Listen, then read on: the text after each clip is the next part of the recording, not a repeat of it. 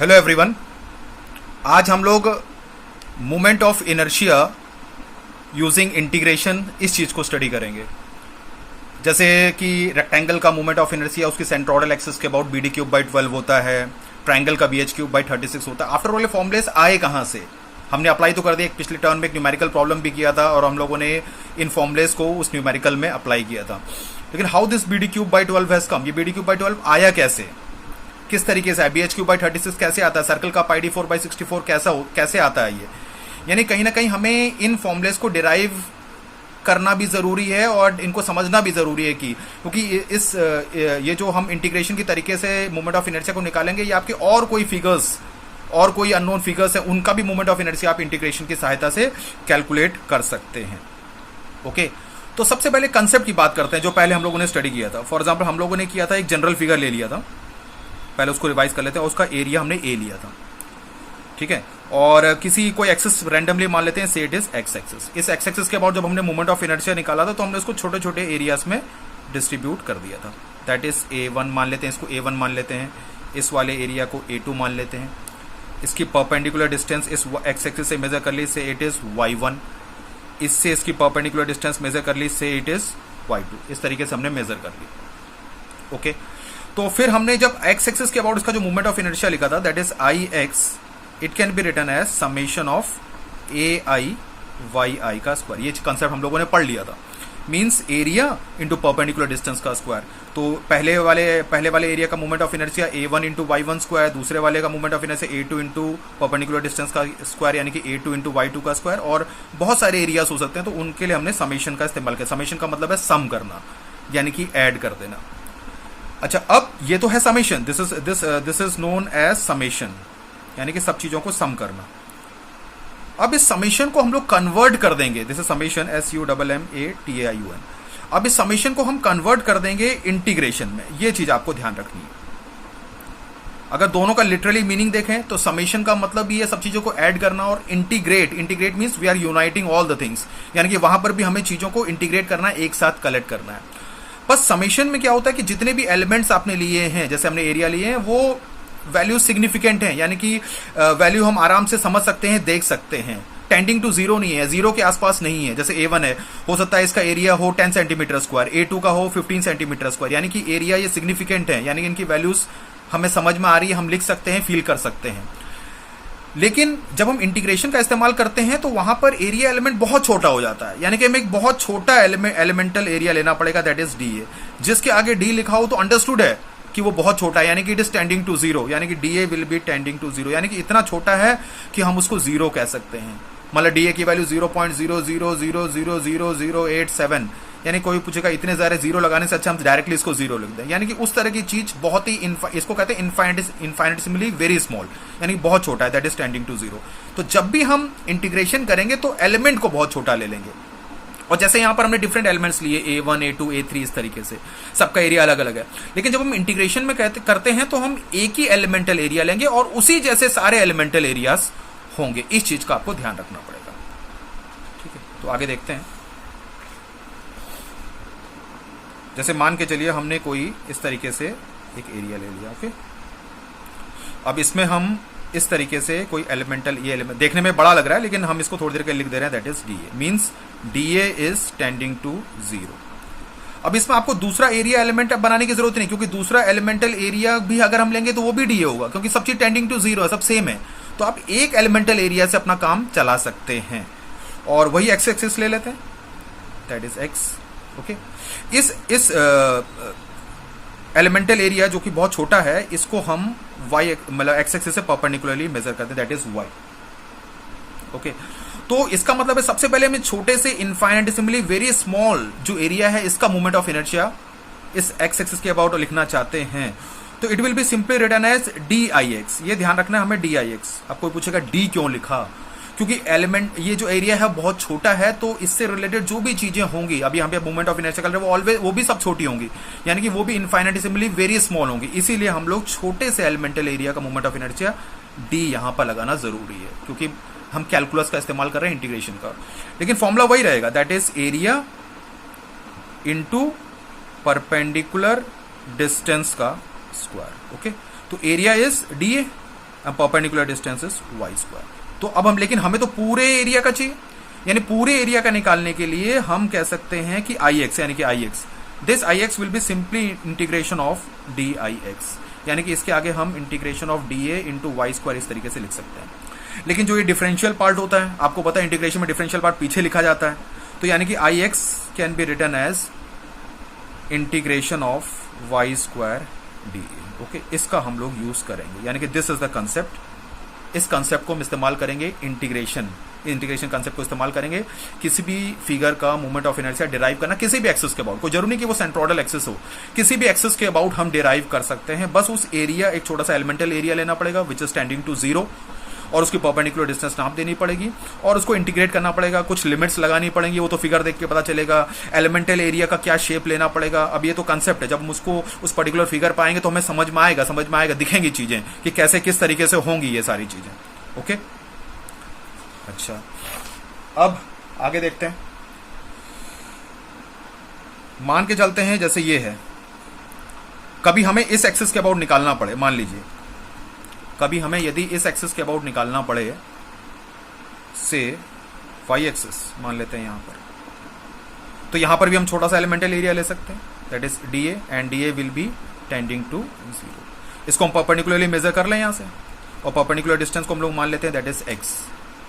तो वही अगर कंसेप्ट लगाएं तो y के अबाउट यदि मूवमेंट ऑफ इनर्शिया हो, जैसे x के अबाउट मूवमेंट ऑफ इनर्शिया का फॉर्मूला था integration of y square D, तो यहां पर परपेंडिकुलर डिस्टेंस x है, तो एरिया इंटू डिस्टेंस का स्क्वायर, यानी कि एरिया हो जाएगा डी और डिस्टेंस का स्क्वायर हो जाएगा एक्स स्क्वायर, और साथ में इंटीग्रेशन लगा देंगे और फिर लिमिट से उसको हम सॉल्व कर सकते हैं। ओके, तो ये तो कंसेप्ट हो गया कि कैसे हम इंटीग्रेशन की सहायता से मूवमेंट ऑफ इनर्शिया को कैलकुलेट करें। अब लेकिन हमें इसको अप्लाई करना है, फॉर एग्जांपल रेक्टेंगल के लिए या किसी चीज के लिए इस तरीके से अप्लाई करना है, तो हमें देखना पड़ेगा क्या होगा। ओके, चलिए, तो हम लोग स्टार्ट कर रहे हैं। मोमेंट ऑफ इनर्शिया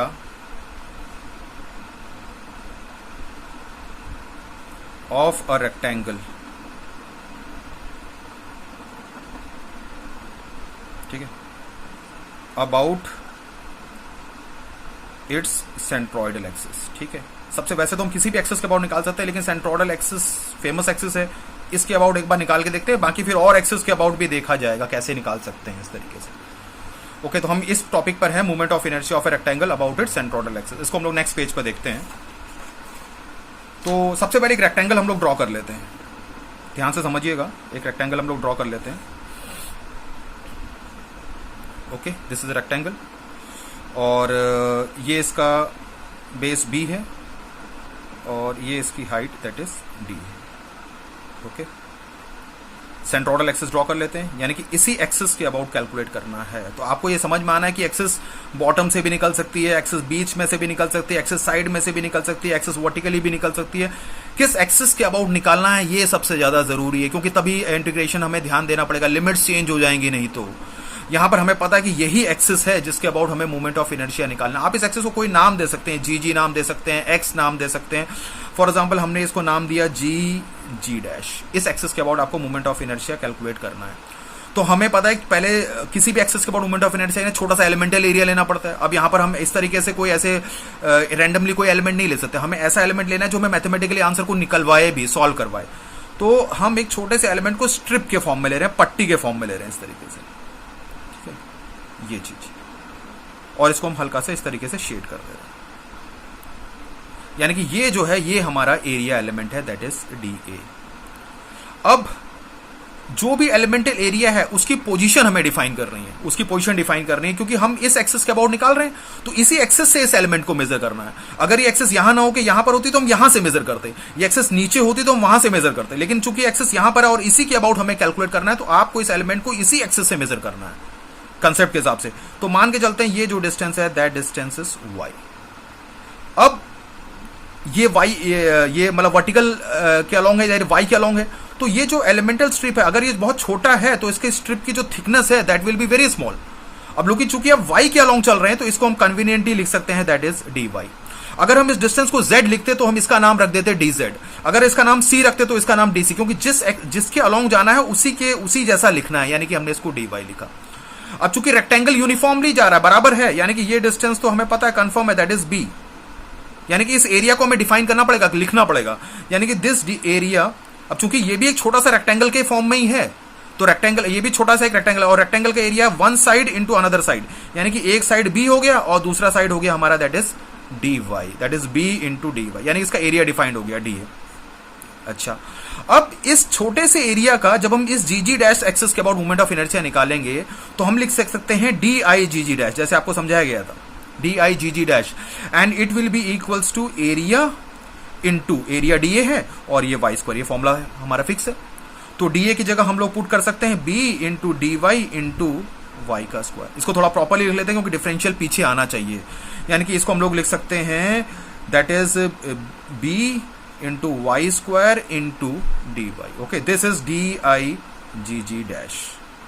अब इसका मतलब है यदि हमें पूरे का मूवमेंट ऑफ इनर्शिया निकालना है, नेक्स्ट स्टेप देखते हैं, यदि हमें पूरे का मूवमेंट ऑफ इनर्शिया निकालना है that is D I G G dash, sorry D मतलब पूरे का निकालना है तो हम इसको इंटीग्रेट कर देंगे, D I G G dash, यानी कि it can be written as I G G dash, यानी कि इसको हम इंटीग्रेट कर रहे हैं, इसको इंटीग्रेट कर रहे हैं, तो इसका मतलब इसके आगे भी मेन तो यही है, इसी के आगे इंटीग्रेशन साइन लगाना है, यानी कि integration of B Y square D Y. अब यहां पर हमने लेकिन ये दिख रहा है हमें डेफिनेट इंटीग्रेशन, अगर डेफिनेट इंटीग्रेशन लगाएंगे तो प्लस सी कांस्टेंट आ जाएगा, जैसे मैथमेटिक्स पता ही होगी आपको, लेकिन अगर प्रॉपर रिजल्ट चाहिए तो आपको लिमिट्स पता होनी चाहिए। अब हमें लिमिट्स लगानी है, आपको पूछेगा किसकी लिमिट्स लगानी है, क्या अगर मैथमेटिकली देखें तो जो वेरिएबल होगा उसी की लिमिट्स लगानी है। अब वेरिएबल यहां पर कौन है, दैट इज वाई, क्योंकि वाई फिक्स नहीं है, क्योंकि ये एलिमेंटल एरिया अगर हम थोड़ा सा ऊपर ले लेते तो वाई थोड़ा बढ़ जाता, थोड़ा और ऊपर ले लेते तो वाई बढ़ जाता, या फिर इस एलिमेंट एरिया को इसको नीचे भी ले सकते थे तो वाई चेंज होता, यानी वाई इज अ वेरिएबल, वो वेरिएबल है। और वैसे भी हम समझ सकते हैं जिसके आगे डी लगा हो समझ लीजिए वही वेरिएबल है, वही वेरिएबल होगा और कोई वेरिएबल नहीं हो सकता, वही वेरिएबल होगा, उसी के रेस्पेक्ट में इंटीग्रेशन करना है। और चूंकि बी इज अ कांस्टेंट, यानी बी से हमें टेंशन नहीं, क्योंकि बी फिक्स है, हमेशा लगातार बराबर चलेगा, यानी कि ये कांस्टेंट है, यानी कि ये इंटीग्रेशन के बाहर आ सकता है, यानी कि B integration of Y square D Y, यानी कि वेरिएबल इज वाई। कैसे पहचाना, क्योंकि वाई ये एरिया एलिमेंट कहीं पर भी लिया जा सकता था, इसलिए वाई चेंज हो रहा है, यानी कि वो वेरिएबल है, वेरिएबल मतलब जो चेंज हो सकता है, और या फिर जिसके आगे डी लगा हो वही वेरिएबल होता है, यानी कि और लिमिट भी उसी की लगानी है और उसी के रेस्पेक्ट में इंटीग्रेट करना है, यानी कि लिमिट भी वाई की लगानी है और वाई के रेस्पेक्ट में ही हम इंटीग्रेट कर रहे हैं।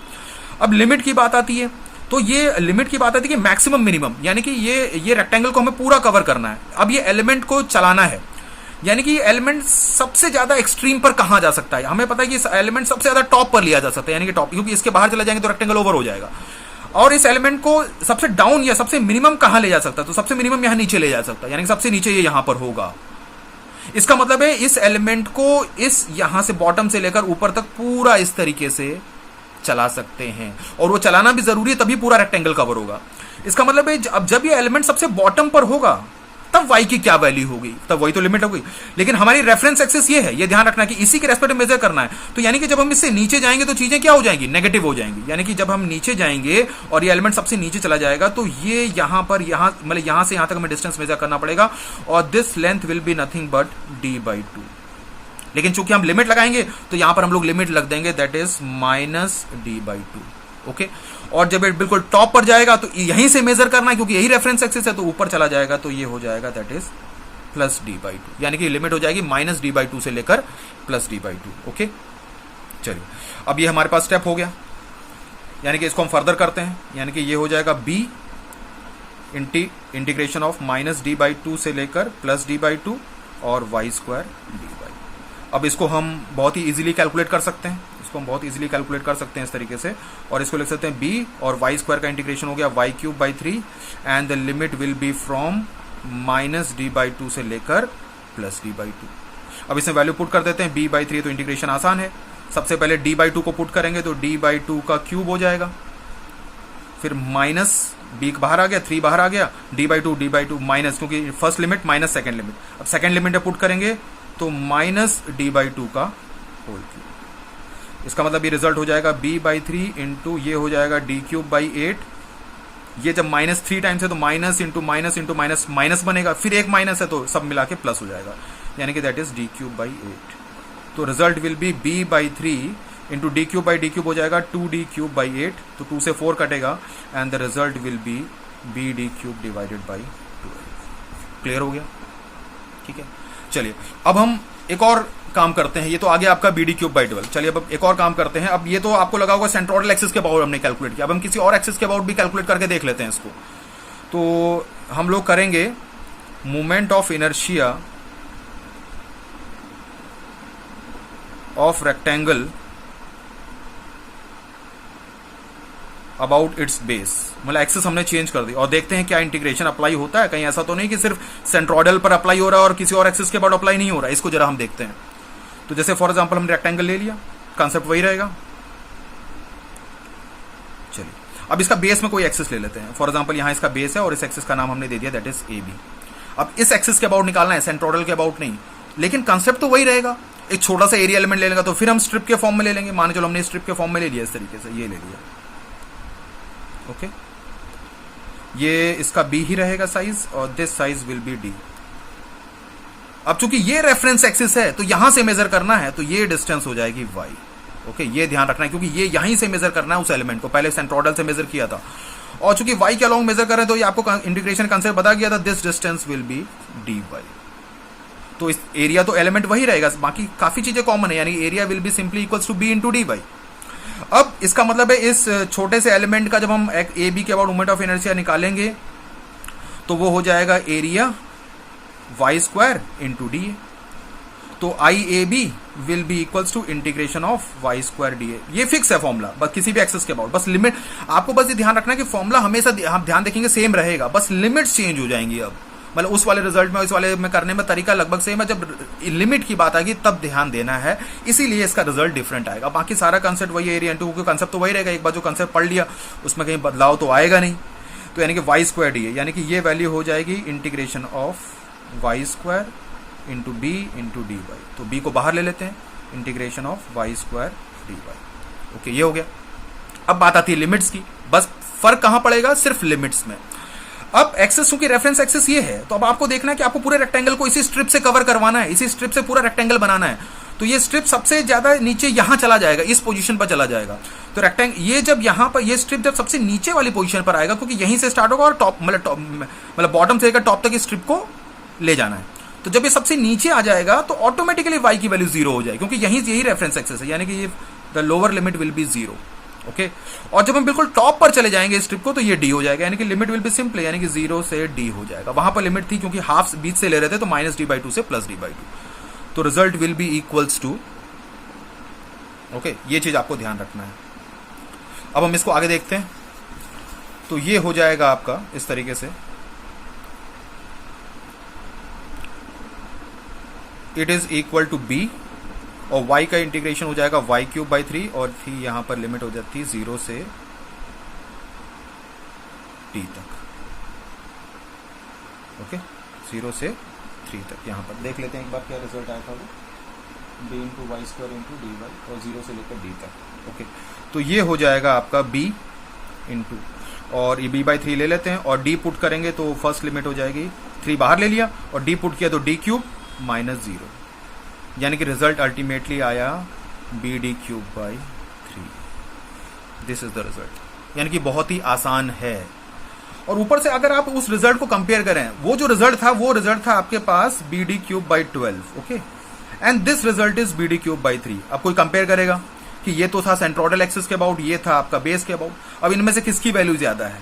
पर जाहिर सी बात है इसका डिनोमिनेटर कम है, छोटा है, इसका ज्यादा है, तो यानी कि ज्यादा डिवाइड होगा, यानी कि छोटा हो जाएगा, यानी कि रिजल्ट ज्यादा। और वैसे भी बेस के अबाउट रिजल्ट ज्यादा आना चाहिए, क्योंकि अगर हम इस तरीके से पैरेलल एक्सिस थ्योरम के कंसेप्ट से समझें, मान के चलिए पैरेलल एक्सिस थ्योरम को लगा देते हैं। जैसे ये हमारा सेंट्रोइडल एक्सिस है रेक्टेंगल का, हमें पता है इसके अबाउट जो इसका रिजल्ट होता है दैट इज bd³/12। अब कोई एक्सिस यहां पर अगर हम पैरेलल एक्सिस थ्योरम लगाते हैं और वैसे लगाते हैं बिना इंटीग्रेशन के, और हमें ये रिजल्ट पता है, हमें पता है ये इन दोनों के बीच का गैप होगा, that is this is the gap, that is y, और ये सिंपली होगा दैट इज d/2। अगर हम उस तरह चेक करना चाहते हैं तब भी रिजल्ट आ जाएगा। तो अगर हम IAB निकालना चाहते हैं तो IAB will be equals to IGG' plus area into gap का स्क्वायर। ओके तो IGG' हमारा हो जाएगा bd³/12 प्लस एरिया रेक्टेंगल का b इंटू डी, और गैप जो है वो इन दोनों के बीच का गैप जो है वो d/2 है, तो यानी कि d/2 का होल स्क्वायर। तो इन सबको रिजल्ट पुट करेंगे तो ये हो जाएगा bd³/12 और प्लस bd³/4। इन सब का एलसीएम लेंगे तो ये रिजल्ट अल्टीमेटली हमारे पास वही आ जाएगा, that is B D cube divided by 3। Okay, B D cube by 3, इस तरीके से ये रिजल्ट आ जाएगा, that is B D cube by 3। ठीक, अच्छा अब एक बात तो समझ में आती, बी डी क्यूब बाई 3 वैसे भी ज़्यादा होना चाहिए, क्योंकि देखिए यहाँ पर जब भी सेंट्रोइडल के अलावा किसी और एक्सिस के अबाउट जब भी हम मूवमेंट ऑफ इनर्शिया निकालते हैं तो हमेशा उसमें कुछ ना कुछ ऐड ही करते हैं। जैसे यहाँ पर सेंट्रोइडल के अबाउट जो मूवमेंट ऑफ इनर्शिया उसमें हमेशा एरिया इंटू वाई का स्क्वायर ऐड होगा। तो इससे ये बात भी पता चलती है कि सेंट्रोइडल के अलावा कोई भी यदि एक्सिस होगी तो उसका मूवमेंट ऑफ इनर्शिया हमेशा ज़्यादा ही निकल के आएगा, बढ़ के निकल के आएगा सेंट्रोइडल से, क्योंकि सेंट्रोइडल में जोड़ना ही है। तो इन सब से ये भी पता चलता है कि एक छोटा सा अभी फिलहाल 100% तो ये रूल नहीं है, लेकिन अगर किसी फिगर का सबसे मिनिमम मूवमेंट ऑफ इनर्शिया अगर निकालना होगा और तो सेंट्रोइडल के अबाउट ही निकलेगा। फिलहाल आप इस कंसेप्ट को समझ सकते हैं, बाकी वैसे तो सिमेट्रिकल एक्सिस भी होती हैं और सारे कंसेप्ट भी होते हैं, लेकिन किसी और एक्सिस के अबाउट हमेशा उसका मूवमेंट ऑफ इनर्शिया उससे ज्यादा ही निकलेगा, क्योंकि हमेशा ऐड होना है। तो हमने ये देखा कि अगर हमें सेंट्रोइडल के अबाउट मूवमेंट ऑफ इनर्शिया है तो किसी पैरेलल एक्सिस के अबाउट भी हम रिजल्ट कैलकुलेट कर सकते हैं, कोई बड़ा काम इस तरीके से हमारे पास नहीं है। और बाकी अगर इंटीग्रेशन की सहायता से तो हम किसी भी एक्सिस के अबाउट निकाल सकते हैं। तो रिजल्ट हमने देखा वहां इंटीग्रेशन के साथ बी डी क्यूब बाई 3 आया और पैरेलल एक्सिस थ्योरम लगा के भी बी डी क्यूब बाई 3 आया। हम एक प्रकार से इसको चेक कर रहे थे कि ये रिजल्ट हमारा गलत तो नहीं आ गया बी डी क्यूब बाई 3, तो यहाँ B D cube by LCM वगैरह लेके रिजल्ट आपके पास बी डी क्यूब बाई 3 आएगा। तो this is the concept of movement of inertia using integration. और कुछ टिपिकल फिगर्स भी करेंगे, क्योंकि ट्रायंगल सर्कल ये सब तो हम जानते हैं, कुछ और भी ऐसे फिगर्स करेंगे जिनकी इक्वेशंस गिवन होगी और वहां पर हम मैथमेटिकली इंटीग्रेट करके और लिमिट्स लगा के कोशिश करेंगे कि कैसे पता करते हैं movement of inertia of any general figure using integration. Thank you very much.